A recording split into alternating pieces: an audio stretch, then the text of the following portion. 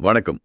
காரைச்சித்தர் பாடல்களோட ஞானத்தையும் அதுல இருக்கிற யோக ரகசியங்களை பத்தி இன்னைக்கு கொஞ்சம் ஆழமா பேச போறோம். வாங்க.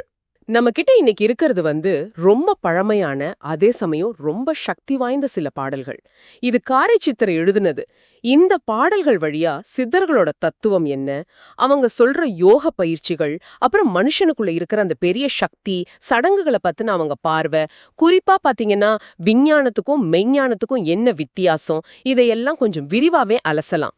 இது உங்களை நீங்களே இன்னும் ஆழமா புரிஞ்சுக்க ஒரு தூண்டுகோலா இருக்கும்னு நம்புறோம். சரி, முதல்ல ஆரம்பிக்கலாமா?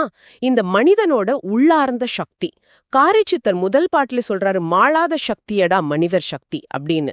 நம்ம நினைச்சு பார்க்க முடியாத ஒரு பவர் நமக்குள்ள இருக்குன்னு சொல்ற மாதிரி இருக்கு. ஆமா, அது சாதாரண விஷயம் இல்ல. மூணாவது பாடல்ல பாத்தீங்கன்னா மின்னல் மாதிரி பராசக்தி நமக்குள்ளே இருக்கா.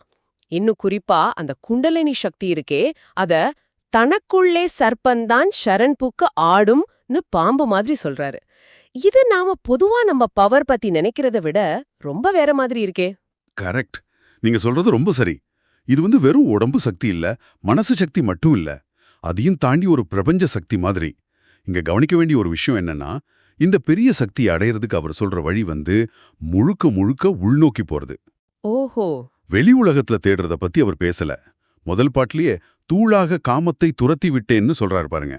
அந்த காம இச்சைய முதல்ல தூக்கி எறியணும். அது முதல் ஸ்டெப்பு. சரி. அப்புறம் தியானத்தோட முக்கியத்துவத்தை சொல்றாரு. சுழுமுனையாகிய தீபகம்பத்தே தூங்குவாயேன்னு யோகத்துல சொல்றாங்களே, அந்த முக்கியமான சக்தி பாதை சுழுமுனை நாடி, அதுல மனச வச்சு தியானம் பண்றதுதான் இது. ரெண்டாவது பாட்டுல பிராணாயாமம், அதாவது மூச்சு பயிற்சி உதவும்னு சொல்றாரு. பாங்காக ஆதித்தன் துணையாய் நிற்பான் அப்படின்னு. இங்க ஆதித்தன்கிறது சூரியனா இருக்கலாம், இல்லனா யோகத்துல சொல்ற வலது நாசி சுவாசம், அந்த சூரிய கலையா இருக்கலாம். இது அந்த உள்பயணத்துக்கு ஹெல்ப் பண்ணுன்னு சொல்றாரு. அப்போ மூச்சு பயிற்சி ரொம்ப முக்கியம். ஆமா, கூடவே ஆங்காரச்சாதியெல்லாம் அகற்றி போடுன்னு அந்த ஈகோவ அகங்காரத்தை மொத்தமா தூக்கி போட சொல்றாரு. 13வது பாட்டுல புலன்களை அடக்கிறதோட அவசியத்தை செற்ற புலன் பொறியடக்கி சேர வேண்டும்னு ரொம்ப அழுத்தமா சொல்றாரு. புலன் அடக்கம் ஏன் இவ்ளோ முக்கியம்னு நினைக்கிறீங்க? என்னன்னா, நம்ம மனசு எப்பவும் வெளியே ஓடிட்டே இருக்கு இல்லையா? இந்த புலனடக்கம் தான் அந்த மனசை வெளியே இருந்து உள்ள திருப்புறதுக்கு முதல் வழி. அதனால்தான் அதுக்கு அவ்வளோ முக்கியத்துவம். அவர் சொல்ற அந்த தூங்காமல் தூங்குதல் கூட சாதாரண தூக்கம் இல்லை. அது விழிப்போட இருக்கிற ஒரு ஆழமான தியான நிலை. இந்த மாதிரி உள் சுத்திகரிப்பு மூலமா தான் அந்த பெரிய சக்தியை திறக்க முடியும்னு சித்தர் சொல்றாரு. ஓகே, இந்த புலனடக்கம் அக தூய்மை எல்லாம் சரி. ஆனா சில சமயம் சித்தர்களோட வழிமுறைகள் கொஞ்சம் ரகசியமா இல்லைன்னா குறியீடா இருக்கிற மாதிரி தோணுதே. 4வது பாட்டுல சித்தர் மனம் மலர்ந்திட்டால் அதுவே போதும், வித்து வெறும் விளையாட்டும் சித்தியாகும்னு சொல்றாரு. அப்படின்னா சாதாரண விஷயம் கூட சித்தர் நினைச்சா சித்தி ஆயிடுமா? அதே பாட்டுல துத்தியல சார வச்சு ரசவாதம் பண்றத பத்தியும் பேசுறாரு. இது நிஜமாவே கெமிஸ்ட்ரியா இல்ல கியானத்தால எதையும் மாத்தலான்னு சொல்றதுக்கான சிம்பலா? இது ஒரு நல்ல கேள்வி. எடுத்துக்கலாமா? கண்டிப்பா. நீங்க கேட்ட கேள்வி ரொம்ப முக்கியம். பாருங்க, சித்தர் நிலை அடைய என்ன தகுதி வேணும்னு 5வது பாட்டுல ரொம்ப தெளிவா சொல்றாரு.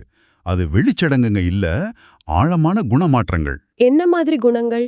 முதல்ல தேவையில்லாத வெட்டி பேச்சு பேசாம பயனுள்ளதை மட்டும் பேசணும். அதையும் கனிவா பழம் மாதிரி இனிமையா சொல்லணும். அப்புறம் ரொம்ப கடுமையான தேவையில்லாத வழிகளை தவிர்க்கணும். எல்லாத்தையும் ஒரு கருணையோட பார்க்கணும். முக்கியமா ஐயனில்லா தெவையுந்தானாக காணல். அதாவது எந்த வேறுபாடும் பார்க்காம எல்லாத்துலயும் தன்னையே பார்க்கற அந்த பார்வை. இதுதான் ரொம்ப முக்கியம்னு சொல்றாரு. இந்த உள்தகுதிகள் தான் கடவுளுக்கு பிடிக்கணும்னு சொல்றாரு. அப்போ உள்குணங்கள் தான் முக்கியம். ஆமா, இந்த உள் தூய்மைக்கும் நாம செய்யற வெளி சடங்குகளுக்கும் உள்ள வித்தியாசத்தை 7வது பாட்டுல ரொம்ப அழுத்தமா காட்டுறாரு. தேவாரம் திருவாசகம் ஓதுறதோ, இல்ல பஞ்சகவி அபிஷேகம் பண்றதோ கோவாரம், இல்ல பூமாலை போடுறதோ பூவாரம், இந்த மாதிரி வெளி வழிபாடுகளெல்லாம் இந்த உலகத்தோட துக்கத்தை பூபாரம் குறைக்குமான்னு கேக்குறாரு. குறைக்குமா? குறைக்காதுன்னு அவரே பதிலும் சொல்றாரு. அதனால சடங்குகளை விட தன்னை உணர்றதும் உள்ளத்தை சுத்தமா வச்சுக்கிறதும் தான் முக்கியம்னு ரொம்ப தெளிவா தெரியுது. சித்தர்கள் சில விஷயங்களை மறைவா சொன்னாலும் தகுதியானவங்களுக்கு அவங்க ஞானம் எப்பவும் கிடைக்குங்கிறதான் உண்மை. சரி, ஆக இது ரொம்ப தீவிரமான ஒரு உள்முக பயணம்னு புரியுது. ஆனா இந்த பயணம் சும்மா இல்ல, நிறைய சவால்கள் இருக்குன்னு சித்தர் சொல்றாரு இல்லையா? நிச்சயமா. 8வது பாட்டுல ஊறு, சுவை, ஒலி, நாற்றம், ஒலி இந்த 5 புலன் இன்பங்கள்லயே முழுகி மனுஷங்க பிறவி பெருங்கடல்னு சொல்ற சம்சாரத்துல தத்தளிக்கிறாங்களாம். ஆனா ஒரு நம்பிக்கையும் கொடுக்கறாரு. குருவோட அருள், குருவருளை இணைந்து அப்புறம் யோகத்துல சொல்ற 6 ஆதார சக்கரங்களை உணர்றது, இந்த பிரபஞ்சத்தோட சாரத்தை தெரிஞ்சுக்கிறது, இதனால யோக சமாதிங்கிற அந்த சகஜ நிலையை அடைய முடியும்னு சொல்றாரு. ஆமா, வழி இருக்கு. ஆனா அந்த வழியில இருக்கிற தடைகளையும் 9வது பாட்டுல எச்சரிக்கிறாரு. பலனை எதிர்பார்த்து செஞ்சா அது பாவம், சிந்தித்தால் அது பாவம், கொஞ்சம் தயங்குனா கூட காமம் வந்துருமா, சினுங்கினாலோ சேருவது காமமடா, தேவையில்லாத விவாதம் பண்ணா அது மோகத்தை தான் வளர்க்கும், வந்தித்தால் வாதமடா, வீண் விவாதம் வாகான மோகமடா. இதெல்லாம் பார்த்தா இன்னைக்கும் நம்ம மனசுல நடக்கிற போராட்டங்கள் மாதிரி தான் இருக்கு. ரொம்ப சரியா சொன்னீங்க. இந்த போராட்டங்களை ஜெயிக்கிறதுக்கு சும்மா புத்தகத்தை படிச்சா மட்டும் பத்தாதுன்னு சித்தர் ரொம்ப உறுதியா சொல்றாரு. 11வது பாட்டுல பல நூல்கள் கற்றறிந்தும் தெளிவில்லாமல் ஆன்ம ஞானத்தை தேடுறவங்கள பத்தி சொல்றாரு. நூலறிவு உண்மையான தெளிவை தராதுன்னு சொல்றாரு. அப்படின்னா அனுபவம் தான் முக்கியம். அதேதான் 10வது பாட்டுல தண்ணில மிதக்கிறது, நெருப்புல நடக்கிறது மாதிரி ஹடயோகத்தோட கடுமையான பயிற்சிகளை சொன்னாலும் கடைசியில அமுதப்பால் குடித்தவனே அமரனாவான்னு முடிக்கிறாரு. அதாவது அந்த ஞான அமுதத்தை யார் உண்மையா அனுபவிக்கிறாங்களோ அவங்க தான் சாகாவாரம் பெறுவாங்க. புத்தகத்தை படிக்கிறதுனாலயோ இல்ல மந்திரத்தை சும்மா வாயால சொல்றதுனாலயோ பிரயோஜனம் இல்ல. உண்மையான அனுபவம் தான் குருன்னு சித்தர் சொல்றாரு. இது தத்துவம் மட்டும் இல்லாம ஒரு சோஷியல் கிரிட்டிசிசமாவும் போகுது இல்லையா? 12ஆம் பாட்டுல இல்லறம் நல்லதுதான், ஆனா வெறும் சிற்றின்பத்திலே மூழ்கிடக்கூடாதுங்கிறாரு. ஆமா, அதே மாதிரி துறவியா போனாலும் பற்றி முழுசா விடணுமே தவிர சும்மா வேஷம் போடக்கூடாதுன்னு சொல்றாரு. இன்னும் முக்கியமா 14வது பாட்டுல அவர் கலியுகத்தை பத்தி சொல்றது இன்னைக்கு நமக்கு ரொம்ப யோசிக்க வைக்குது. என்ன சொல்றாரு? பொருளாசை அதிகமாயி மக்கள் சுயநினைவே இல்லாம தவிப்பாங்க, பொருள் நினைத்தே தவிக்கலுற்றாருன்னு சொல்றாரு. காமம், கோபம், பேராசை மாதிரி 6 கெட்ட குணங்கள், 6 வகையாம் பேய் குணங்கள் மனுஷங்க கிட்ட அதிகமாயிடும். அகமாறி போச்சுதடா, அதிகமாச்சே அன்னு சொல்றாரு. மனுஷனுக்குள்ள இயற்கையா இருக்கிற அந்த தெய்வீகமான பூரண சக்தி மறைஞ்சே உண்மையான ஞானிகளை பார்க்கறதே கஷ்டமாயிடும். பூரணர்கள் மறைந்துள்ளார், அவரை காணே அன்னு சொல்றாரு. இது ரொம்ப ஆழமான கருத்து. இது மட்டும் இல்ல, அடுத்த 1000 வருஷத்துல நடக்க போறதா அவர் பாடல்கள் 15லிருந்து 17 வரைக்கும் சொல்ற தீர்க்க தரிசனங்கள் இன்னும் ஆச்சரியமா இருக்கு. வானத்தையே பிளக்கிற மாதிரி வெடிகள், பகண்ண வெடி சுகண்ண வெடி பண்ணுவார்கள். இது என்னவா இருக்கும்? நவீன ஆயுதங்களா? இருக்கலாம், சொல்ல முடியாது. வர்ணாசிரம தர்ம மாதிரி பழைய சமூக முறைகள் எல்லாம் உடைஞ்சு போகும், புது சிஸ்டம் வரும்னு சொல்றாரு. புது சட்டங்களால மக்களுக்கு கோவமும் கவலையும் அதிகமாகும்னு சொல்றாரு. தீராத புயல், எரிமலை வெடிப்பு, புது புது நோய்கள், பூகம்பம் இதெல்லாம் அதிகமாமா. அடேங்கப்பா. நேர்ம குறைஞ்சு தப்பான வழிகள் அதிகமாகும், போர்களால ரத்தம் சிந்துமா, பூமியோட வளமெல்லாம் சுரண்டப்பட்டு குறைஞ்சு போயிடும். தெய்வ நம்பிக்கை குறைஞ்சு விஞ்ஞான அறிவு பெருகணும், உலக உண்மை விஞ்ஞானம் கூடி வேகும்னு சொல்றாரு. உலகத்துல ஏமாத்து வேலை அதிகமாகி உண்மையான சித்தர்களுக்கு பதிலா போலிகள், சும்மா வெளிவேஷம் போடுறவங்க நிறைய பேர் வருவாங்க. தூளநெறி காட்டுகின்றார் எத்தர். பல 100 வருஷத்துக்கு முன்னாடி எழுதின இந்த வரிகள்ல சிலது இன்னைக்கு நடக்கிற மாதிரி இருக்கிறது கொஞ்சம் பயமாவும் இருக்கு, ஆச்சரியமாவும் இருக்கு. இந்த தீர்க்க தரிசனங்களுக்கு அப்புறமா ரொம்ப ரொம்ப முக்கியமான ஒரு பகுதி வருது பாருங்க. அதுதான் விஞ்ஞானத்துக்கும் மெய்ஞானத்துக்கும் உள்ள வித்தியாசம். 18வது பாட்டுலேருந்து 22வது பாட்டு வரைக்கும் இதை பத்தி தான் பேசுறாரு. இது நம்ம பேச்சோட ஒரு மையப்புள்ளி. ஆமா, இது ரொம்ப முக்கியம். முதல்ல விஞ்ஞானம் பத்தி அவர் என்ன சொல்றாருன்னு பார்ப்போம். அது ரொம்ப வேகமானது. விஞ்ஞான விதியெல்லாம் வேகம். அது தாமச குணம், அதாவது ஒரு வித மந்த நிலை, ஜடத்தன்மை, அதோட வெளிப்பாடு. வேகமீனல் தாமசத்தின் வித்தை. விஞ்ஞானம் மூல காரணத்தை அறியாது, ஆனா விளைவுகளை மட்டும் தெரிஞ்சுக்குமா. சார்புகள், செயல்கள், மாற்றங்கள் இதெல்லாம் தெரியும், ஆனா அதோட ஆணிவேர் என்னன்னு தெரியாது. அது எப்பவும் ரெட்டையா தான் பார்க்கும். நல்லது கெட்டது, சரி தப்புன்னு வேறுபாடுகளை மட்டும்தான் அது அறியும்னு சொல்றாரு. பாடல் 18, 19, 22. ஆனா அவர் விஞ்ஞானத்தை தப்பா சொல்லலையே. இல்ல, அதான் முக்கியம். அவர் விஞ்ஞானத்தை குறைக்கல. 19வது பாட்டுல விஞ்ஞானி எவனறிவை பழிக்கவில்லைன்னு ரொம்ப தெளிவா சொல்லிடுறாரு. ஆனா அதோட லிமிட்டேஷன்ஸ், அதோட போதாமையை சுட்டி காட்டுறாரு. ஒரு பழத்தோட சுவையான சதைப்பகுதியை விட்டுட்டு மேலே இருக்க தோலை மட்டும் சாப்பிடுறவ மாதிரி விஞ்ஞானி இருக்கான்னு சொல்றாரு. வெத்தறிவாம் கனி அறியான் மேல்தோல் உண்பான்னு. ஓஹோ.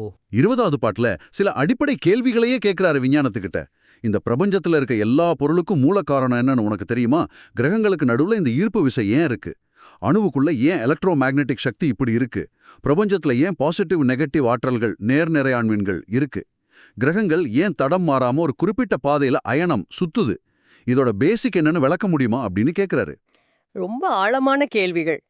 விஞ்ஞானத்தால இதுக்கு பதில் சொல்ல முடியுமான்னு தெரியல. அதுதான் இப்போ மெய்ஞானம்னா என்னன்னு பார்ப்போம். அது வேறெறிந்தே விளையாடும் பாடல் 22. அதாவது விளைவை மட்டும் பார்க்காம அதோட மூல காரணத்தை ஆணி வேற தெரிஞ்சுக்கிட்டு செயல்படுறது. அது சாரத்தை உண்மையோட அடிப்படை அறியும். விஞ்ஞானம் வேறுபாடுகளை பார்த்தா மெய்ஞானம் இருமையெல்லாம் ஒருமையுறல் பாடல் 22.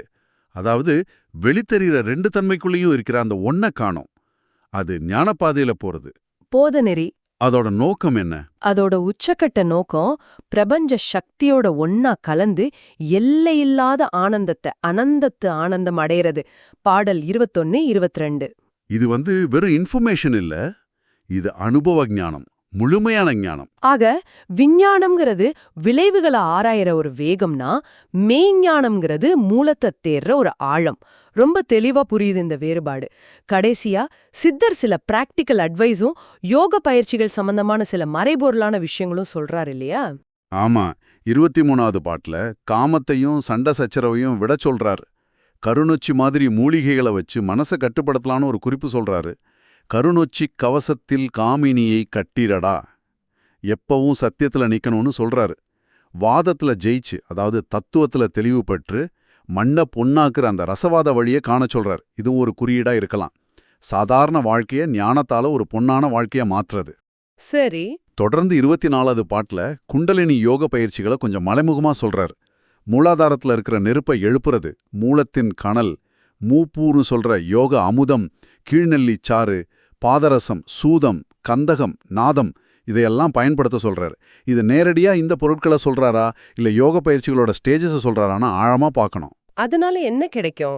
அதனால கிடைக்கிற சித்திகள், அதாவது ஆற்றல்களை 25வது பாட்டுல சொல்றாரு. நவகோடி லிங்கங்கள் தோன்றது, அன்னை பராசக்தி ஆடுறது, கைலாசத்துல இருக்கிற சிவன் தெரியறது, இதெல்லாம் உள்ள அனுபவத்தோட உச்சகட்டமா இருக்கலாம். எல்லா இடத்துலயும் பரம்பொருளோட சாரத்தை காணும் நிலைய பாடல் 26 சாரம் அடையிற வழிய சொல்றாரு. கடைசியா தன்னோட ஊரான காரைக்கோட்டை பத்தியும் 27வது பாட்டுல சொல்றாரு. அப்போ இதோட மொத்த நோக்கம் என்ன? மொத்த நோக்கமும் சித்தர் நிலையை அடைஞ்சு ஒரு பரமயோகியா மாறுறது தான். 28வது பாட்டுல சொல்ற மாதிரி சித்துலக விதியா இருக்கிற சக்தியோட தானும் சித்தமாகி சிவனும் சக்தியும் ஒன்னா இருக்கிற அந்த நிலையை உணர்ந்து சித்துலக விதிசக்தினோடு சித்தாய் எல்லையில்லாத ஆனந்தத்தை அடையிறது. இந்நூலை போல இல்லைன்னு அவர் சொல்றது மூலியமா இந்த வழியோட தனித்தன்மையையும் முக்கியத்துவத்தையும் சொல்றாரு. இதை உணர்ந்தவங்க வாதம், ரசவாதம் அல்லது தர்க்கம், வேதாந்தம் அல்லது மெய்ஞானம் ரெண்டையும் முழுசா தெரிஞ்சுக்குவாங்கன்னு முடிக்கிறாரு. சரி, இந்த ஆழமான பேச்சிலிருந்து நமக்கு கிடைச்ச முக்கியமான விஷயங்களை கொஞ்சம் தொகுத்து பார்த்தா, மனுஷனுக்குள்ள இருக்கிற அந்த எல்லையில்லாத சக்தி, அந்த சக்தியை அடையிறதுக்கு உதவி பண்ற உள் தூய்மை, யோக பாதை, அப்புறம் வெளி வேஷங்களுக்கும் சடங்குகளுக்கும் எதிரான சித்தர்களோட நேரடியான பார்வை, ரொம்ப முக்கியமா வெறும் தகவலா இருக்கிற விஞ்ஞானத்துக்கும் அனுபவமா இருக்கிற மெய்ஞானத்துக்கும் உள்ள அடிப்படை வித்தியாசம், இதையெல்லாம் காரை சித்தர் ரொம்ப அழுத்தமா நமக்கு சொல்றாரு. இங்க நம்ம கவனிக்க வேண்டிய ஒரு விஷயம் என்னன்னா, காரை சித்தர் சொல்றது வெறும் தியரி இல்ல, அது ஒரு முழுமையான வாழ்க்கை முறை. புலனடக்கம், மனசு சுத்தமா இருக்கிறது, அகங்காரத்தை தூக்கி எறியறது, குருவோட வழிகாட்டுதல், தொடர்ந்து உள்நோக்கி பயணம் பண்றது, இதுதான் அவர் காட்டுற வழி. இது இன்னைக்கு எப்படி பொருந்தும்? இன்னைக்கு சூழல்ல இது எப்படி பொருந்தும்னு பார்த்தா, டெக்னாலஜி, இன்ஃபர்மேஷன், வெளியிலிருந்து வர கவனச்சிதறல்கள், இதுக்கெல்லாம் நடுவுல நாம வாழ்றோம். இந்த நேரத்துல உண்மையான அமைதிக்கும் நிறைவுக்கும் வாழ்க்கையோட ஆழமான கேள்விகளுக்கான பதிலுக்கும் இந்த உள்முகமான தேடல் தான் ரொம்ப அவசியம்னு இந்த சித்தர் பாடல்கள் நமக்கு ரொம்ப வலுவா ஞாபகப்படுத்துது. அவர் விஞ்ஞானத்தை தள்ளல, ஆனா அதோட எல்லைகளையும் தாண்டி ஒரு முழுமையா மெய்ஞானம் கொடுக்கும்னு காட்டுறாரு. பல நூறு வருஷங்களுக்கு முன்னாடி எழுதின அந்த பாட்டுல குறிப்பா கலியுகத்தோட இயல்புகள், விஞ்ஞான வளர்ச்சி பத்தி அவர் சொன்ன விஷயங்கள் உண்மையிலேயே நம்மள ரொம்ப யோசிக்க வைக்குது. அவர் திரும்ப திரும்ப சொல்ற அந்த சித்த அறிவு, மெய்ஞானம்ங்கிறது சும்மா புத்தகத்தை புரட்டுறதுல வர்றதில்ல. அது ஒரு தீவிரமான பயிற்சி, ஒரு சாதனா, ஒரு அனுபவம் மூலமா மட்டும்தான் அடைய முடியும்னு நல்லா புரியுது. இது உங்களை ஒரு முக்கியமான கேள்வியை கேட்க தூண்டலாம். நீங்க உங்க அன்றாட வாழ்க்கையில இந்த வெளியறிவு, அதாவது செய்திகள், தகவல்கள், உலக விஷயம், இதுக்கும் காரை சித்தர் சொல்ற உள்ளறிவு, அதாவது உங்க அனுபவங்கள், உங்க உள்ளுணர்வுகள், உங்க ஆழமான புரிதல்கள், இதுக்கும் நடுவுல இருக்கிற வித்தியாசத்தை என்னைக்காவது உணர்ந்திருக்கீங்களா? எப்போ உங்களுக்கு வெறும் தகவல் மட்டும் பத்தாது, இதை விட ஆழமா ஏதோ தேவைன்னு தோணியிருக்கு? கடைசியா ஒரு சிந்தனைக்கு மட்டும் காரச்சித்திர சொல்றாரு, வேரறியா விளைவறியும் விஞ்ஞானந்தான், வேரறிந்தே விளையாடும் மெய்ஞானந்தான் அப்படின்னு. விஞ்ஞானம் வேற தெரியாம விளைவ மட்டும் பாக்குது, மெய்ஞானம் வேற தெரிஞ்சுக்கிட்டு விளையாடுது. நம்ம வாழ்க்கையில நாம சந்திக்கிற பிரச்சனைகள், கஷ்டங்கள், உறவு சிக்கல்கள், நோய்கள், இதுல எல்லாம் நாம அதோட விளைவை மட்டும் பார்த்து கலங்கி நிக்கிறோமா, இல்ல அதோட ஆணி வேற மூல காரணத்தை தேட முயற்சி பண்றோமா? ஒருவேளை இந்த சித்தர் காட்டுற மெய்ஞான பாதையில அந்த வேற தேடுறவங்க உள்பயணம் எப்படி இருக்கலான்னு கொஞ்சம் யோசிச்சு பாருங்க. இந்த ஆழமான சிந்தனைகளோட இன்னைக்கு நம்ம உரையாடலை இங்க முடிச்சுக்கலாம். கேட்டதுக்கு நன்றி.